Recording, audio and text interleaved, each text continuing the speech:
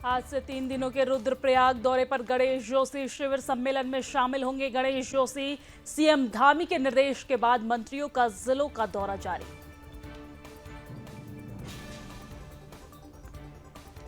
श्री केदारनाथ धाम यात्रा ने फिर पकड़ी रफ्तार। 2 दिन में 11,000 से अधिक यात्री दर्शन करने पहुंचे। मानसून के चलते यात्रा पर लगी थी रोक।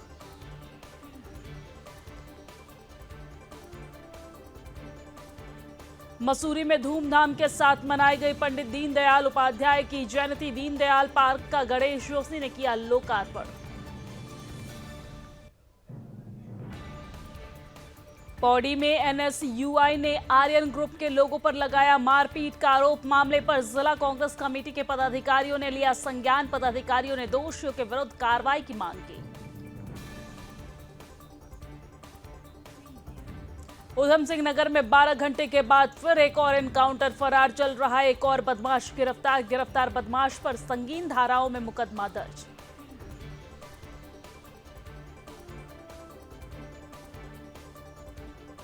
हरिद्वार में बारिश के बाद बाढ़, डेंगू का खतरा बना। अब तक 6 डेंगू मरीजों की हुई पुष्टि। महानगर आयुक्त ने डेंगू से लड़ने के लिए लोगों को जागरूक किया।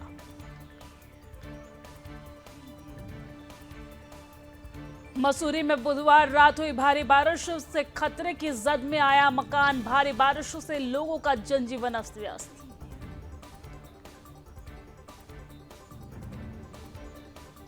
बुधवार देर रात हुई बारिश से विकास नगर में कई जगह हुआ भूस्खलन। भूस्खलन के चलते आवाजाही के लिए मार्ग हुआ पूरी तरीके से बंद।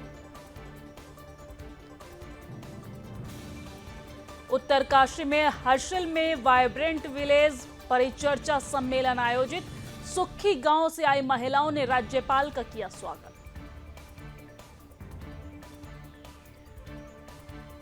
मसूरी में यातायात नियमों का उल्लंघन करने वालों पर होगी कार्रवाई। बिना हेलमेट तेज गति के चलने वालों के खिलाफ भी कार्रवाई। कई वाहनों को सीज किया गया।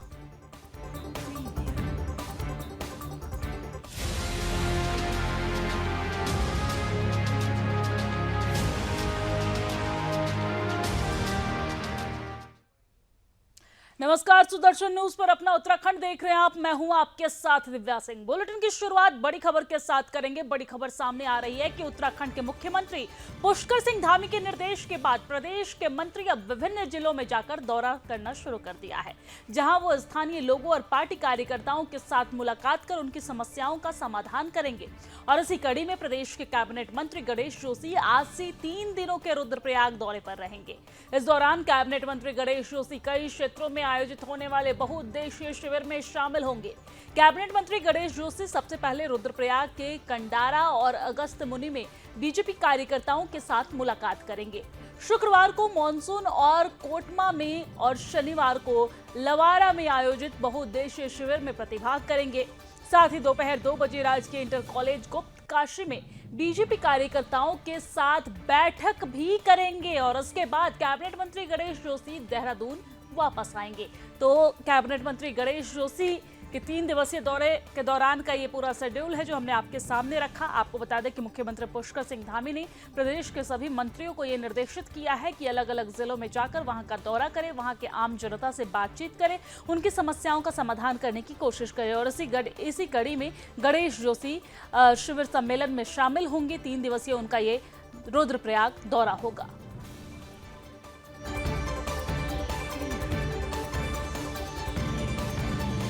देखिए, केदारनाथ सीट पर चुनाव होना और जब ये भी चुनाव की तिथि घोषित हो सकती है और पार्टी ने जिन पार्टी के कार्यकर्ताओं की जिम्मेदारी वहाँ लगाई है, मैं भी उसमें से एक हूँ। अभी मैं पूर्व में भी 3 दिन का दौरा करके आया था और आज फिर 3 दिन के दौरे के लिए वहाँ पर जा रहा हूँ। वहाँ के स्थानीय कार्यकर्ताओं से मिलकर हम इस लड़ाई को लड़ेंगे।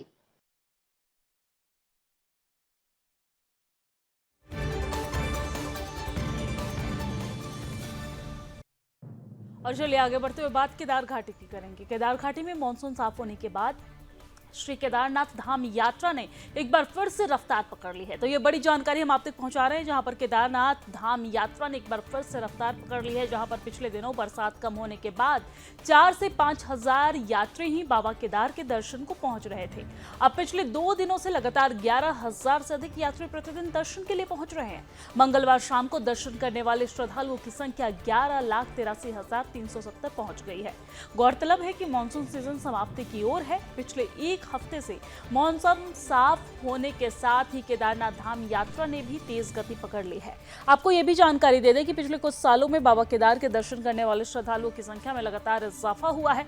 पिछले साल करीब 19 लाख लोगों ने बाबा केदार के दर्शन किए थे, यानी कि हर बार का रिकॉर्ड पिछली बार टूटता हुआ नजर आया, जबकि 4 धाम यात्रा करने वालों की कुल संख्या पिछली बार 56 लाख के करीब थी। और आपको यह भी जानकारी दे दें कि इस साल 31 जुलाई को केदार घाटी में हुई अतिवृष्टि के कारण कई स्थानों पर सड़क एवं पैदल मार्ग बाधित हो गया था, जिसके चलते यात्रा प्रभावित हो रही थी। हालांकि यात्रा मार्ग सुचारू करने एवं स्थानीय लोगों को ध्यान में रखते हुए मुख्यमंत्री पुष्कर सिंह धामी के निर्देश में युद्ध स्तर पर राज्य एवं जिला प्रशासन की मशीनरी ने 15 दिनों में ही पैदल यात्रा मार्ग पर आवाजाही शुरू कर दी थी, जबकि 1 महीने में यात्रा पटरी पर लौट आई थी। मुख्यमंत्री धामी के निर्देशन में गढ़वाल कमिश्नर, आपदा सचिव सहित संबंधित विभाग यात्रा सुचारू करने को प्रतिबद्धता के साथ काम कर रहे थे इसमें। और भारी बारिश के बावजूद जिलाधिकारी सौरभ गहरवार के प्रयासों में रिकॉर्ड टूटता नजर आया और रिकॉर्ड समय में सभी यात्रियों को रेस्क्यू करके दोबारा से यात्रा सुचारू रूप से शुरू कर दी गई है।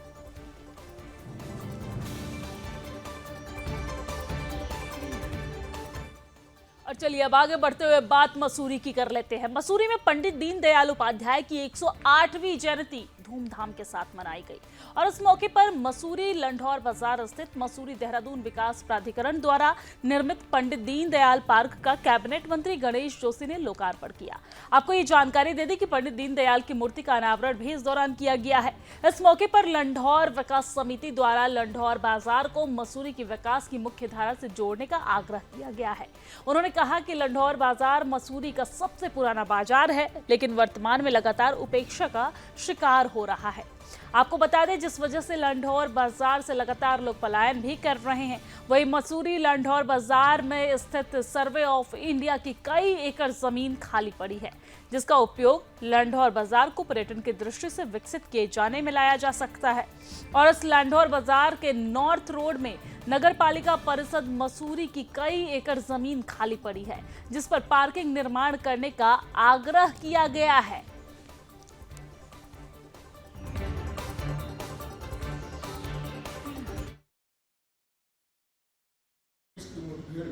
कल रात एक व्यक्ति अंधेरे का लाभ। देखिए, आज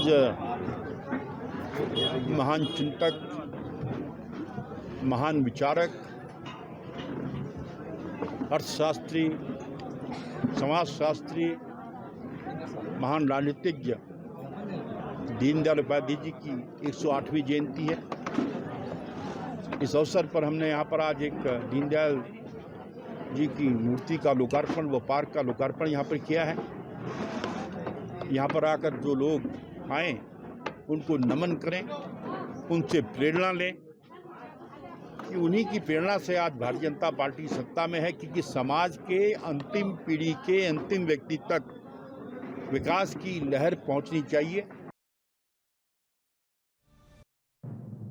और चलिए अब आगे बढ़ते हैं, बात श्रीनगर की करते हैं। श्रीनगर गढ़वाल केंद्रीय विश्वविद्यालय में नॉमिनेशन प्रक्रिया के दौरान NSUI ने आर्यन ग्रुप के कुछ लोगों पर मारपीट और अभद्रता करने का आरोप लगाया है। मामले की जानकारी देते हुए NSUI के जिला अध्यक्ष राजेश भंडारी ने बताया है कि हेमती नंदन बहुगुणा गढ़वाल केंद्रीय विश्वविद्यालय श्रीनगर में बुधवार को NSUI की ओर से महासचिव पद पर प्रत्याशी भूमिका जोशी की नामांकन प्रक्रिया के समय आर्यन ग्रुप के कुछ लोगों द्वारा वर्तमान सचिव आंचल राणा और उनके भाई और उनके साथ पहुंचे एक छात्रा के साथ मारपीट और अभद्रता जैसी घटना की गई है। मामले में बुधवार शाम को NSUI के साथ युवा कांग्रेस और जिला कांग्रेस कमेटी के पदाधिकारी ने वरिष्ठ पुलिस अधीक्षक लोकेश्वर सिंह से मुलाकात की और दोषियों के विरुद्ध कार्रवाई की मांग उठाई है। वही मामले में वरिष्ठ पुलिस अधीक्षक द्वारा उन्हें उचित कार्रवाई का आश्वासन भी दिया गया है।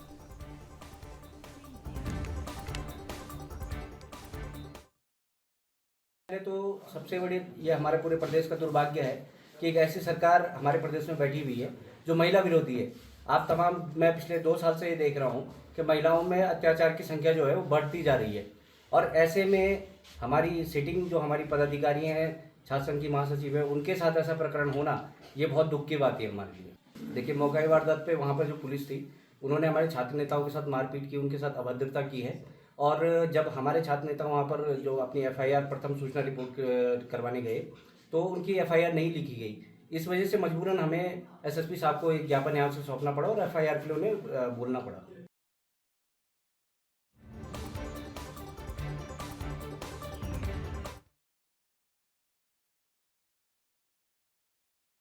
पहले तो सबसे बड़ी ये हमारे पूरे प्रदेश का दुर्भाग्य है कि एक ऐसी सरकार हमारे प्रदेश में बैठी हुई है जो महिला विरोधी है। आप तमाम मैं पिछले 2 साल से आज गढ़वाल विश्वविद्यालय जो श्रीनगर है वहाँ पे नामांकन की लास्ट तिथि थी और हमारी जो प्रत्याशी थी उसका नामांकन करवाने मैं और प्रत्याशी आगे थे। जितनी देर हम लोग वहाँ पे नामांकन करवा रहे थे, हम पीछे मुड़ते हैं तो वहाँ पे मेरे भाई पे कुछ बच्चे संगठन के उसके साथ मारपीट कर रहे थे और वहीं पे पुलिस वाले भी थे। जब तक मैं पीछे जाती हूँ और मेरे साथ ये लड़की है, ये वहाँ पे फीस सबमिट कराने आगे जाती है, इतने में वहाँ पे मारपीट भी हो जाती है और जब तक ये स्लिप लेके आती है, इससे स्लिप छीना छानी की जाती है। स्लिप जब मैं अपने पास छुपाती हूँ तो मेरे साथ भी पूरी छीना झपटी होती है, पूरी तरीके से मारा भी जाता है और ज़मीन में लिटा के मारा है मुझे तो। और सेम इस लड़की के साथ भी करा और सिर्फ ये रीज़न था कि हमारा नामांकन ना हो। उनका सिर्फ और सिर्फ एक ही कहना था कि हमारा नामांकन नहीं होना चाहिए। आज गढ़वाल विश्वविद्यालय जो श्रीनगर है वहाँ पे नामांकन की लास्ट तिथि थी और हमारी जो प्रत्याशी थी उसका नामांकन करवाने मैं और प्रत्याशी आगे थे। जितनी देर हम लोग वहाँ पे नामांकन करवा रहे थे, हम पीछे मुड़ते हैं तो वहाँ पे मेरे भाई पे अभी से पहले FIR दर्ज करेंगे, अब देखते हैं क्या करते हैं। फिर वो शुरुआत उन्होंने मुझी से करी थी, जब कॉलेज में मारपीट या हाथापाई हुई थी तो छेड़छाड़ उन्होंने मुझी से शुरू करी थी। मेरे कपड़े खींच के मुझे ले गए, मुझे नाखून से नोचा है पूरा, मेरे हाथ से मेरा सामान वगैरह छीन रहे थे। उसके बाद मेरे साथ जो लड़का था उसे भी कोने में लेके मार रहे थे बिना मतलब। और उनका अभी भी प्लान था कि हम इनके साथ ये सब करेंगे और वो कर चुके थे। वो हम पहले भी चेतावनी दे चुके थे कि तुम्हें रुलाएंगे, वो उसके बावजूद भी उन्होंने हमें चेतावनी पहले भी दे चुके थे, उसके बावजूद भी हम अंदर थे। उन्होंने वही चीज़ें की और हमें रुलाया है और हमारे साथ बदतमीज़ी करी है। मेरे साथ 2 लड़कों ने किया है, एक तो संजू बिस्तर और एक राम। देखिए, जो भी नॉमिनेशन सेंटर की जो प्रक्रिया होती है, जो उसका अंदर की जो प्रक्रिया होती है, वो यूनिवर्सिटी का मैंडेट होता है और यूनिवर्सिटी ने जो भी सिक्योरिटी इंतजाम उनको करवाने होते हैं वो उनके द्वारा करवाए जाने चाहिए थे। अगर इसमें कोई कमी है तो हम यूनिवर्सिटी का भी इसमें क्या उनका रोल है वो हम लोग चेक करेंगे। और जहाँ तक महिला पुलिसकर्मी और हमारी अन्य पुलिसकर्मी की नियुक्ति थी वो हमारे द्वारा करवाई गई थी और चूंकि ये घटना एकदम एक्सीडेंटली हुई है और एकदम बिना किसी समय हमें नॉलेज में आते हुए हुई है, तो क्योंकि ये बहुत इंस्टेंट इस प्रकार की घटनाएं होती हैं।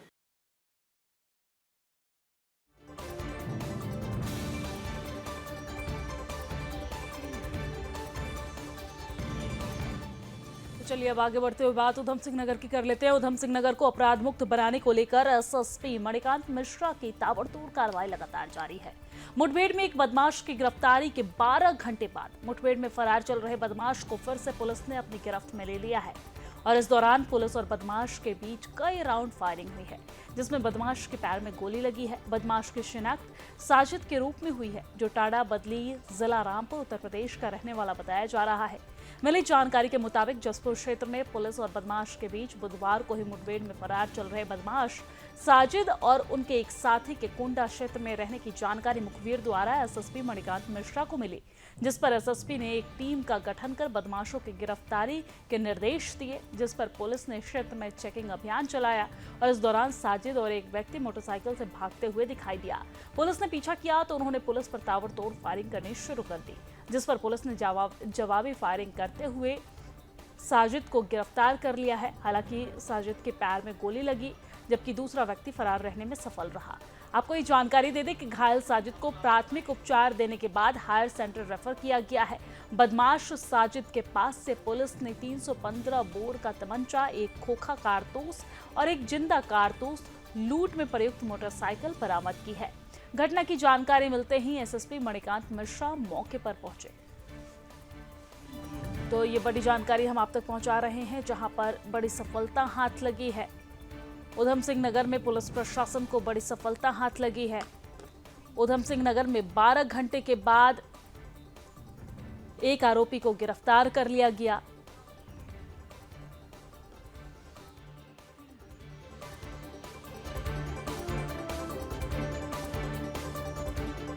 भीड़ में कल रात एक व्यक्ति अंधेरे का लाभ उठाकर भागने में सफल रहा। उस अभियुक्त की पहचान साजिद के रूप में की गई और उसके बारे में यह जानकारी प्राप्त हुई कि वह कुंडा थाना क्षेत्र के किसी गांव में रुका हुआ है और मिस्रवाला से बेगवाला के रास्ते में के होते हुए वह उत्तर प्रदेश की तरफ भागने में, उस विषय पर उस रास्ते में चेकिंग के लिए पुलिस लगाई गई और चेकिंग के दौरान ये पाया गया कि एक साजिद नाम का व्यक्ति अपने एक और साथी के साथ मोटरसाइकिल से उत्तर प्रदेश भागने की फिराक में है। पुलिस के द्वारा इसे रोकने का प्रयास किया गया या नहीं रुका और इसने पुलिस पर फायर कर दिया।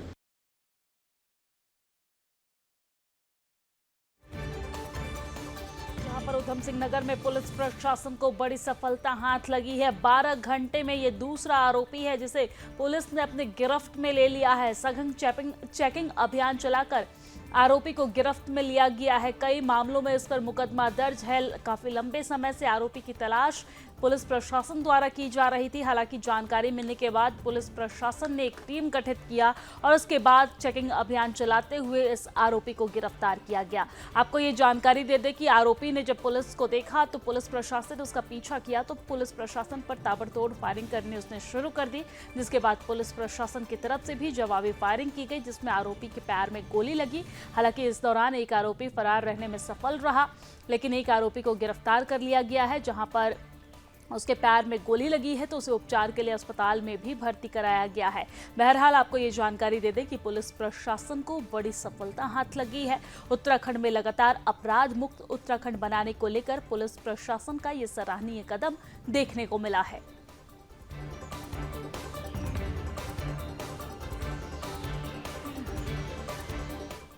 और चलिए आगे बढ़ते हुए बात हरिद्वार की करते हैं। बारिश के मौसम के बाद अब हरिद्वार में डेंगू का खतरा बढ़ने लगा है। अब तक 6 डेंगू मरीजों की पुष्टि हो चुकी है, जिनमें से 3 रुड़की, 2 शिवालिक नगर और 1 भूपतवाला हरिद्वार का बताया जा रहा है, जिसको लेकर जिला अधिकारी हरिद्वार कर्मेंद्र सिंह ने तैयारी पूरी कर ली है। नगर निगम के आला अधिकारियों द्वारा लगातार डेंगू से लड़ने के उपाय के साथ साथ क्षेत्र में सफाई व्यवस्था का जायजा लिया जा रहा है। वहीं आम आदमी पार्टी के नेता संजय सैनी ने कहा कि नगर निगम हरिद्वार डेंगू की रोकथाम में नाकाम साबित हो रहे हैं। इसको लेकर उनकी तरफ से भी डेंगू से लड़ने का उपाय शुरू कर दिया गया है। एक फॉगिंग मशीन सभी वार्डों में फॉगिंग करेगी और आपको ये जानकारी दे दें कि इसके साथ ही उन्होंने एक नंबर भी जारी किया है, जिससे जब भी लोग चाहे अपने क्षेत्र में फोन कर सकेंगे।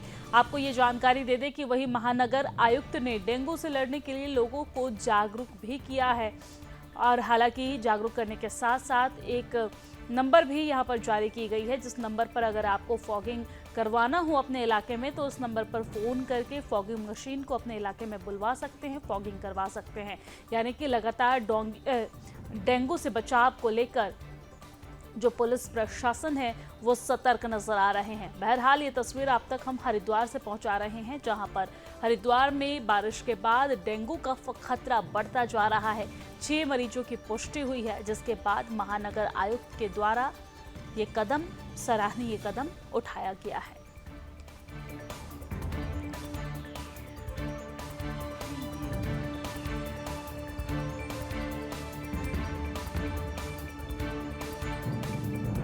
एकदम से फैलता है और फिर कंट्रोल नहीं होता। फिर हमारे जितने भी सरकारी अस्पताल हैं, अधिकांश जो हमारे गरीब लोग हैं, मध्यम वर्गीय लोग हैं, ये इसकी चपेट में आते हैं, क्योंकि वहाँ कहीं ना कहीं सफाई व्यवस्था नहीं होती। तो फिर हॉस्पिटल में भी उनको प्रॉपर उपचार नहीं मिलता।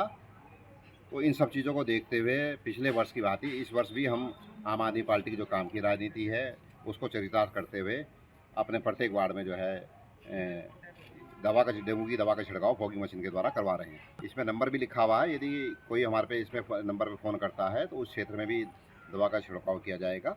और किसी न्यूज़पेपर के माध्यम से, सोशल मीडिया के माध्यम से और इस तरीके से भी यदि हमारी जानकारी में आता है कि कहीं डेंगू फैल रहा है तो उस क्षेत्र में भी फॉगिंग मशीन से दवा का छिड़काव किया जाएगा। इश्यूज थे जो आज व्यापार मंडल ने रेज करे हैं, हम लोग अपने स्तर से निरंतर प्रयास कर रहे हैं डेंगू की रोकथाम के लिए, और उसमें हम प्रचार प्रसार भी कर रहे हैं। हरिद्वार के नागरिकों से हम आउटरीच प्रोग्राम भी चला रहे हैं। सब लोगों को सतर्क रहने के लिए, सावधान रहने के लिए हम अपील कर रहे हैं। और कुछ इश्यूज हैं जो व्यापार मंडल ने रेज करे हैं, उनका भी हम जल्द ही निस्तारण करते हैं। देखिए, एक जो मेजर इशू है वाटर लॉगिंग का, पिछले वर्षों में जो एक चीज़ देखी गई थी कि हरिद्वार में वाटर लॉगिंग के काफ़ी सारे इश्यूज क्रिएट होते थे, बट इस साल हमने स्पेशल ड्राइव चला के, आपने देखा होगा मानसून के दौरान भी वाटर लॉगिंग की कोई ऐसी मेजर कंप्लेंट हमारे यहाँ नहीं आई। बहुत एक्सेप्शनल 1-2 केसेस थे ऐसे जहाँ पे वाटर लॉगिंग का इशू हुआ था।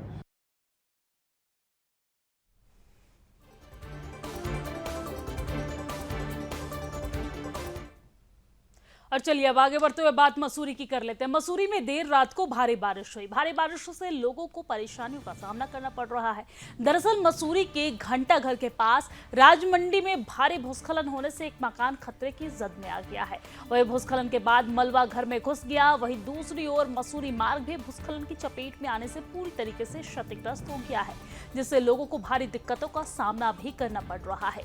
मसूरी कैंपटी राष्ट्रीय राजमार्ग के पास भारी भूस्खलन होने से मार्ग पूरी तरीके से बंद हो गया है, जिससे मार्ग के दोनों ओर सैकड़ों की तादाद में वाहन फंसे हुए नजर आ रहे हैं, जिससे लोगों को भारी दिक्कतों का सामना भी करना पड़ रहा है। राष्ट्रीय राजमार्ग के अधिकारियों द्वारा जेसीबी से सड़क पर आए मलबा को हटाने की कोशिश लगातार जारी है, लेकिन मार्ग को खोलने में अभी समय लगेगा।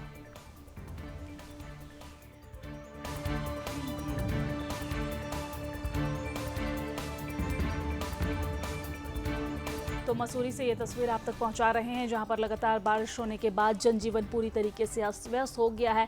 न सिर्फ जनजीवन अस्त व्यस्त हो गया है, बल्कि सड़कों की हालत भी बेहाल हो गई है। आपको बता दें कि कई जगहों पर भूस्खलन की भी खबर आई है, जिसके बाद सड़क के दोनों तरफ गाड़ियां जो है वो फंसी हुई है। एक घर भी खतरे की जद में आ गया है। लगातार पुलिस प्रशासन के द्वारा, जिला प्रशासन के द्वारा यहाँ पर कार्रवाई की जा रही है।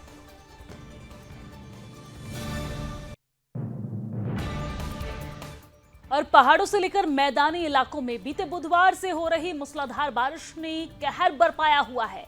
वहीं लगातार हो रही बारिश के चलते विकास नगर में कई जगह पर लैंडस्लाइड हो गया है, जिसके चलते मार्ग में आवाजाही पूरी तरीके से बंद हो गई है। कल रात से ही हो रही लगातार बारिश के कारण कालसी चक्राता मोटर मार्ग पर भूस्खलन की घटनाएं हुई है, जिससे सड़कें पूरी तरीके से बंद हो गई है। बारिश के चलते कालसी चक्राता और जजरेड मार्ग पर कई स्थानों पर लैंडस्लाइडिंग की घटनाएं देखने को मिली है। इससे यात्रियों और स्थानीय निवासियों को परेशानियों का सामना करना पड़ रहा है। मार्ग को खोलने के लिए लोनीवी की सहिया की जेसीबी मशीनों को तैनात किया गया है। आपको ये जानकारी दे दें कि स्थिति को सामान्य करने में अभी समय लग सकता है।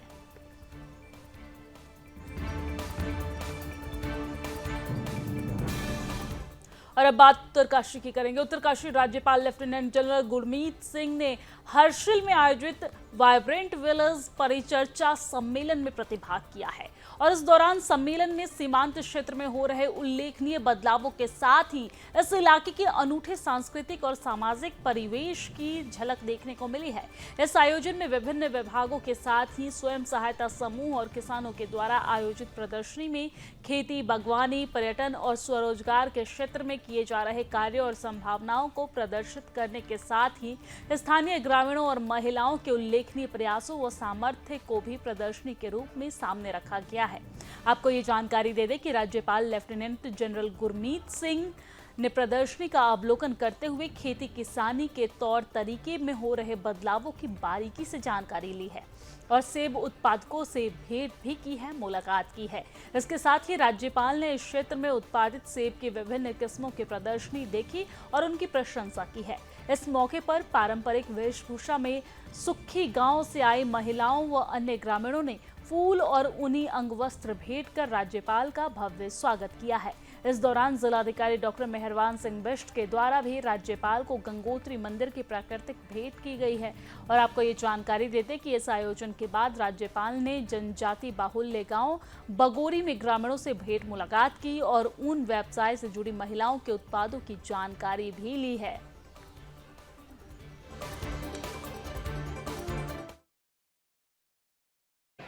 हर्सिल के इलाके का 2 दिन का भ्रमण किया और यहाँ पर आकर हर एक वाइब्रेंट विलेज को मैंने विजिट किया है और ख़ास तौर पर सबसे ज़्यादा आनंद आया जादूग में जाकर कि किस प्रकार उसका पुनर्निर्माण करेंगे, किस प्रकार वहाँ पर होम स्टे और टूरिज़्म को लेके आएंगे और इसके अलावा जितने हमारे वाइब्रेंट विलेजेस हैं किस प्रकार उसके अंदर में एक नई वाइब्रेंसी और नए प्रकार से किस प्रकार कार्य करेंगे।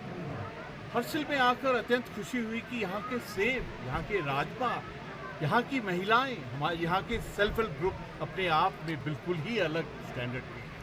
आज यहाँ पर एक एप्पल का फेस्टिवल मनाया गया, हर्सिल के हर एक नागरिक के साथ संवाद किया गया।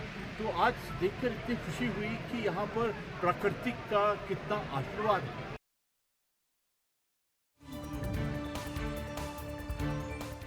और चलिए आगे बढ़ते हैं। देहरादून में जिलाधिकारी सविन बंसल के एक्शन के बाद आबकारी विभाग में एक और असर देखने को मिल रहा है।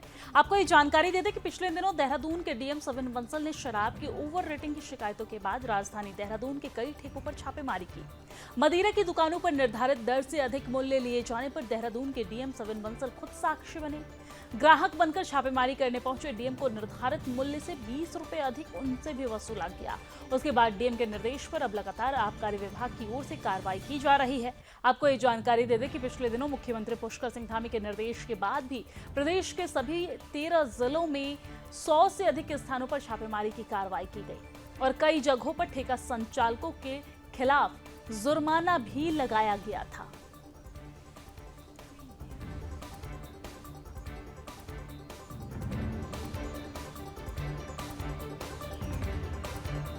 और चलिए आगे बढ़ते हुए बात मसूरी की कर लेते हैं। मसूरी के वुडस्टॉक स्कूल में 27-28 सितंबर को भारत की पहली अंतर्राष्ट्रीय वेलबिडिंग सम्मेलन का आयोजन किया गया। मसूरी में आयोजित पत्रकार वार्ता में वुडस्टॉक स्कूल के प्रतिनिधि मंडल ने बताया कि 2 दिवसीय अंतर्राष्ट्रीय वेलबिडिंग कॉन्फ्रेंस में 17 भारतीय राज्यों के 73 स्कूलों के 145 प्रतिनिधियों के अलावा नेपाल के एक स्कूल के प्रतिनिधि के कुल 232 प्रतिनिधि शामिल होंगे। उन्होंने कहा कि इस अद्वितीय मंच की परिकल्पना इस तरह की गई है कि स्कूलों में छात्रों के हित, मानसिक स्वास्थ्य और भावनात्मक लचीलेपन को बढ़ाने वाली अभिनव नीतियों और रूपरेखाओं का पता लगाने का प्रयास हो सके। इस आयोजन का मुख्य उद्देश्य अगली पीढ़ी के मानसिक स्वास्थ्य और कल्याण को बेहतर बनाने के लिए स्कूली समुदाय को जरूरी जानकारियों और उपकरणों की मदद से सशक्त बनाना है।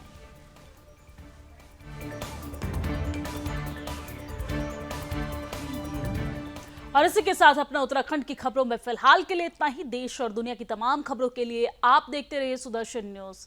जय हिंद।